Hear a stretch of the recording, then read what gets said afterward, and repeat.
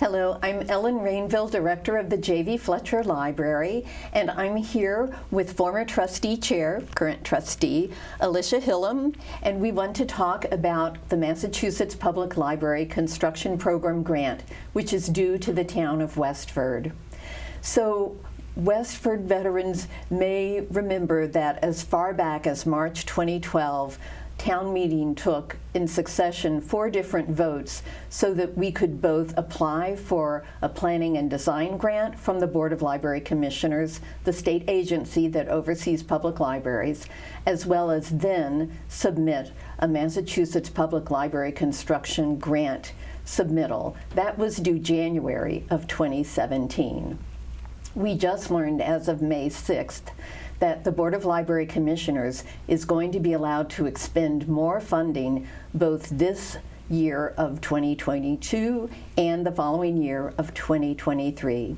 This means on July 7th, we will learn from the Board of Library Commissioners that Westford's grant proposal is in play, and the town of Westford will have 6 months in which to approve and fund through 2 different votes, a town meeting vote and a debt exclusion vote, this grant proposal. Once that happens, there would be a contract signed with the Board of Library Commissioners in January of 2023.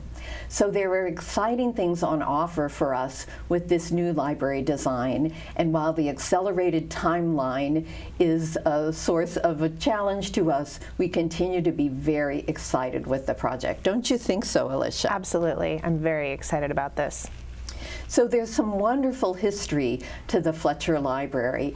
The same revolutionary men who started the Westford Academy in 1792, one of the oldest coeducational institutions in the new nation, 5 years later in 1797 started the subscription library and paid private funds for that library collection. By 1840, the Commonwealth was allowed to fund through taxation public libraries. So by 1859, that library was given to the town. And it followed in 1873 that the agricultural library was given to the town. So 2 private libraries formed the foundation of the J.V. Fletcher Library, going way back to the late 1700s. And by 1895, it was clear that a building was needed for the library in Westford. And at that point, Jonathan Varnum Fletcher paid 3/4 of the cost of the new library. I think it was $14,000 for the brand new library, which was matched by the town in $5,000. So there's a wonderful history of support and fundraising for the library long before public-private partnerships were a thing. So J.V. Fletcher's great-granddaughter Marion Winnick paid for the 1963 children's room, and then in 1969 we received a Library Services and Construction Act grant for the renovation and addition that was done in 1969. In the 1970s, we received a grant-funded bookmobile, and in our 1988 edition, we received a reimbursement from the Massachusetts Board of Library Commissioners as well. So we're continuing with that tradition of using grant funding for our expansion plans, and we did a beautification from 2007 to 2012, and the Friends were responsible for about 75% of the fundraising for that. So the town of Westford can be assured that we're definitely doing our part to fundraise and meet the cost of this new addition.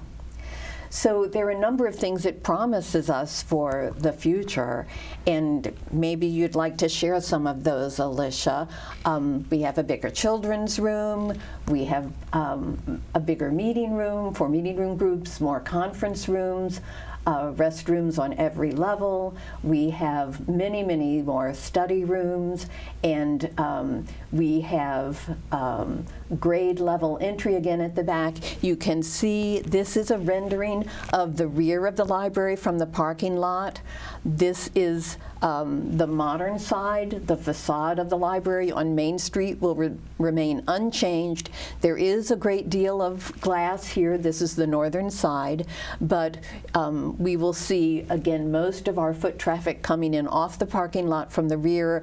The children's room will be immediately on the right.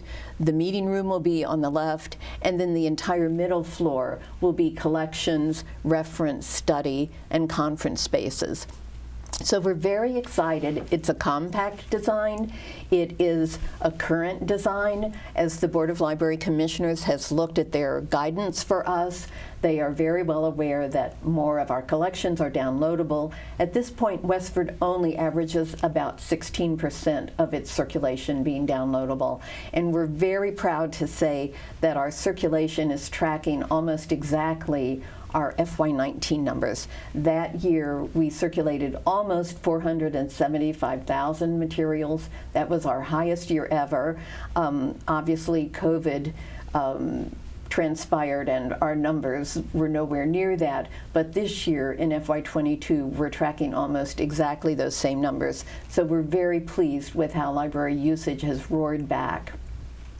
We need this addition not only for modern usage and for a larger children's room and the kind of usage that students and researchers are using, but there are limitations in our building. Of course, our building is part Victorian, part 1969, part 1988, and so we don't have a compliant elevator. None of our stairwells are compliant. We don't have fire suppression.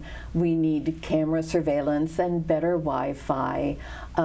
We also need just a better flow and arrangement through the building, which will make it more ADA accessible and give us more space and less congestion. I think anyone who's visited the library knows that we've used every single square foot to good purpose. So we're hopeful that this new design will meet the desire of the public, and we don't have a brand new cost estimate yet.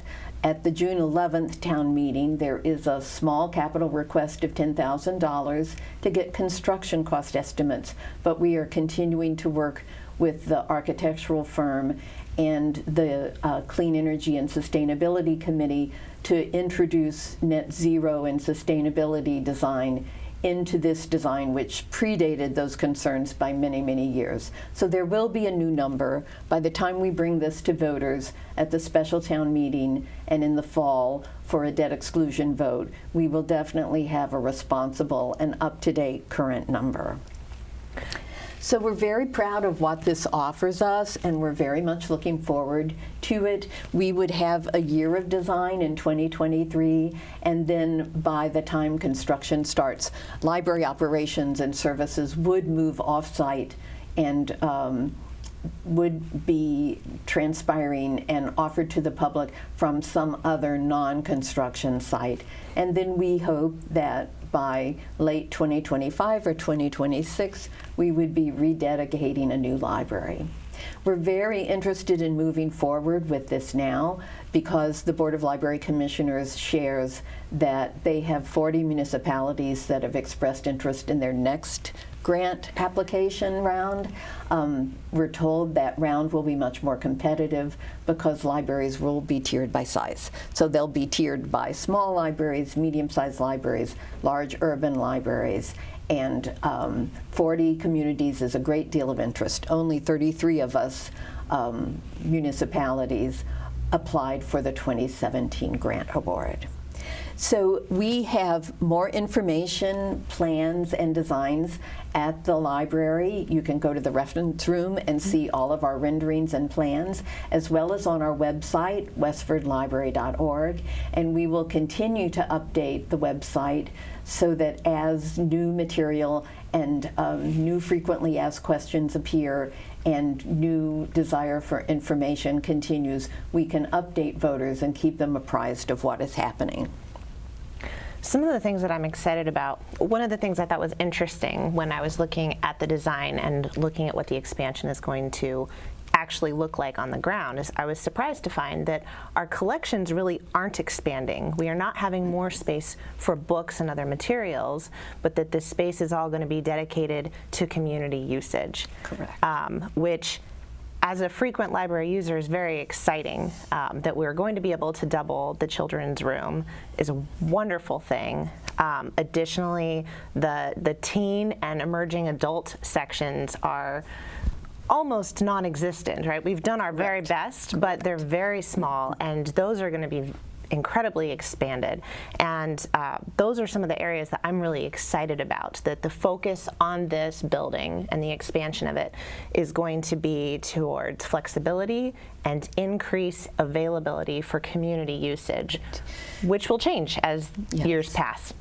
We say this design is about making space for the public in the public library, and it's true. 10 years ago, when I was doing space calculations on, the accepted standard calculators, libraries were looking at more and more square footage, more and more stacks, but the Board of Library Commissioners is guiding all of us to think that more and more of our usage will be downloadable. Now, because over the next 20 years, Westford's population, about a third of it always is under age 19, we need that large children's room, and that is a population that doesn't use downloadable materials as much. But we do see that is a trend, and of course we're very fortunate here in the Commonwealth. We have a state agency with enough funding to allow all of the libraries in Massachusetts to get daily delivery, and so we can share books. We don't have to own all the books. We don't have to pay for the square footage to house all the books. 11 million items were transferred and loaned among public libraries this past year. So that's a very healthy program, and that is a way that keeps every library from having to purchase every book or make painful decisions about what they can and cannot purchase. We can simply share them and loan them to each other. So it's a huge mutual assistance program that we have here in the Commonwealth. That's not true of every state, but we have it here. And it's really, I think, an incredible resource that you don't see everywhere else. And the fact that you can get almost anything that you can think of from the library, but we don't have to have it physically here in Westford all the time, is an incredible asset.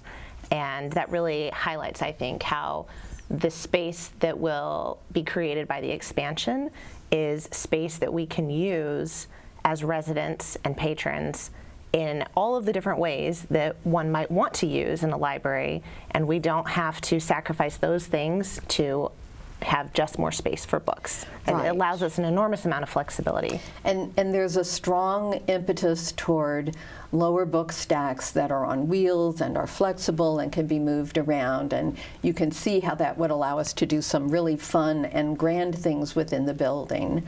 And, we understand there are some people watching who may be saying, we've got the internet, why do we need the library? But we absolutely have benefited from the internet as well. And, we understand you may not need a DVD on Mongolian throat singers. You may not have a daughter who wants her hands to be henna decorated. You may not have been present the day we had the drums and the lion dance for Chinese New Year's. That was the day we absolutely were not a quiet library, as they went through every floor of the library. You may not need Ancestry.com. You may not need to learn a language with Rosetta Stone or to look up your stocks on Value Line or on Consumer Report, but we can offer all of those things free if you are streaming them or paying for them some other way. And we understand, you may not want our 29 museum passes or our programs. You may not be in one of the 36 community book clubs that we order books for every single month. But we think what's really likely is you just haven't discovered us and all the wonderful ways we can save your family money and bring wonderful things to you, including homebound service. If you have an elderly parent or someone on bed rest, we will definitely bring the library to you. And of course, there are all of our downloadable materials that are available 24/7 just for a free library card. And we're also celebrating Westford Library has been fine-free now for 50 years. So while other libraries are just discovering that fines are an access issue and potentially a barrier for some users, we have not had fines in half a century. So we're very proud of that. It's an incredible customer service benefit, Yes. I think. That, and combined with the fact not everybody knows, I've discovered that there's really no limit on how many things you can check out. And it's great for us to have the circulation numbers. So anybody who wants to come and check out 100 of something would be welcomed to do that. And we will continue to renew for you, that bedtime storybook, which you've read over and over and over again, without which bedtime just does not occur. So we're also very liberal about renewing things for you that you and your family need. And, we have lots of DVDs. Anyone who is planning travel this summer, there are a lot of things we can send with you on your way to make your vacation plans even more fun. One of the things that I really think is one of the greatest assets of our library is the welcoming culture that we have. Obviously being set by you as our director, but fully embraced by the staff as a whole. And not every library is like that. And it's one of the things that I think is the most appealing and welcoming and wonderful things about the library that we have. And one of the reasons I'm really excited about this expansion opportunity is that we're here in Westford, which has been rated a top small town in America to live in.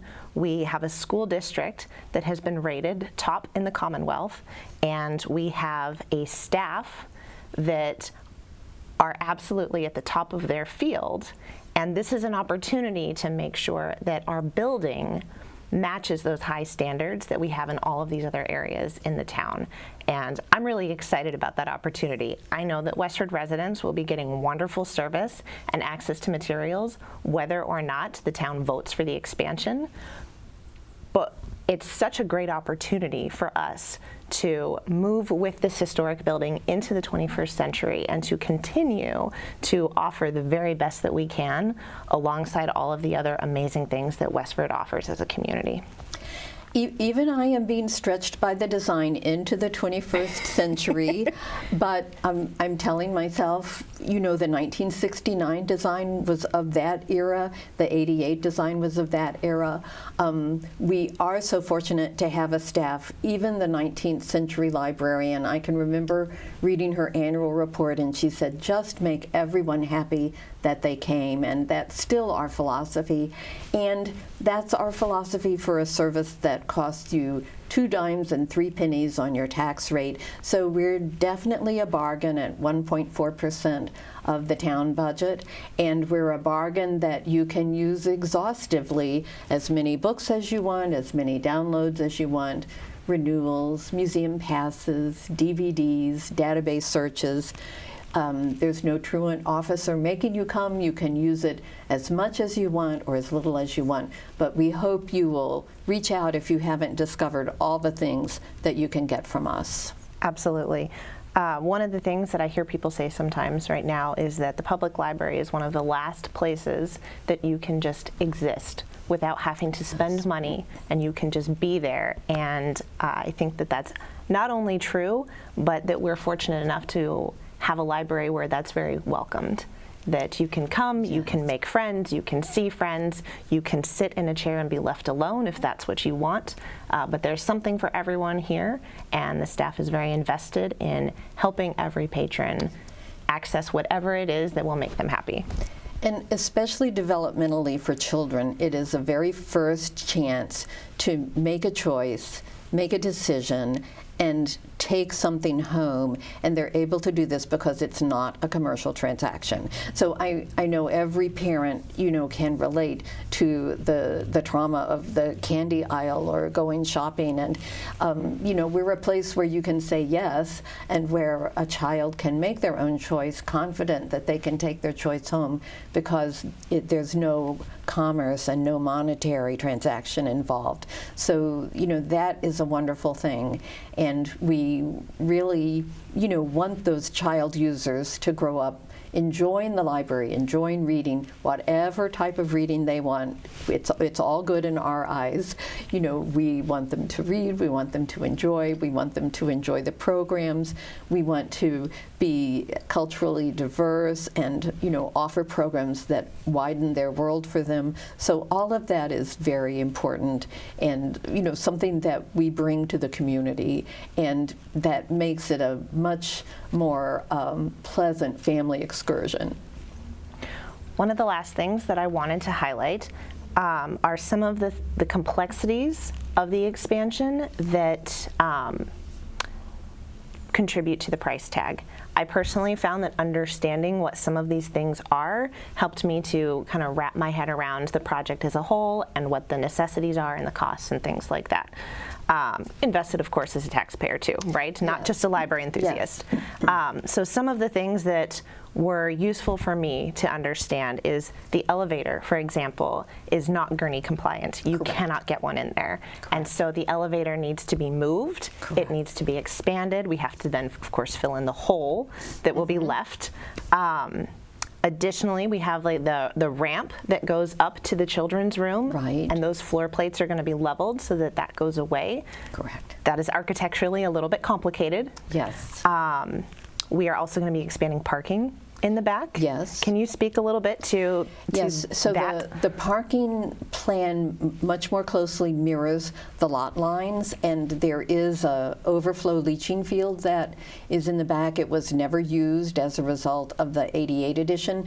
The 88 edition, we came online with a septic system. Now we're on the sewage treatment plant in town, so that leaching field has to be filled in. Every stairwell is non-compliant. You know, instead of a set number of steps with a landing and a turn, we have very long and challenging stairwells at the library, so all of those have got to be changed. So it will be a dramatic improvement, but it will also mean that there are some great structural changes that have to happen to the two wings that were added in the 1988 edition.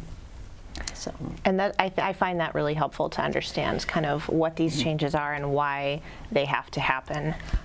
In addition to things like updating the building plans to be net zero, although it adds some complexity to the planning process and to some of the costs, I'm really excited personally that we have the opportunity to update the plan and make the building as environmentally friendly as we possibly can. I think that's Right. a wonderful opportunity that I'm personally excited about. If we're going to go through the trouble of doing this, we want to build a building that is going to be the best thing that we can offer to Westford residents in the future, and I think that that is one of the great ways that we're going to be able to do that. Right, absolutely, and I think the end goal to understand with this design is it becomes a more flexible building, and also it allows us to have more responsible operating costs because of the way the building is designed and the flow, and those net zero and sustainable features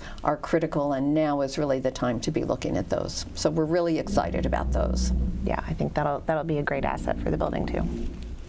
So we're again reminding everyone that at the June 11th town meeting, annual town meeting on Westford Academy Field at 9 a.m., we have a very modest request for $10,000 under the capital budget to continue with better cost estimating, and that push and initiative will occur throughout the summer so that by the time we head into fall, we will have a new estimate that we can bring before the voters of Westford at both special town meeting and at the November 8th election, and we're excited about that. We only updated costs through 2020. We've been waiting all this time, and now our turn is coming up, and we're excited to be bringing this to the Westford voters. Wonderful. Thank you so much, Alicia, for appearing with me today. Absolutely. I'm really excited about this and excited to get to talk with Westford residents about this project. Okay. Well, we hope we see them all at town meeting.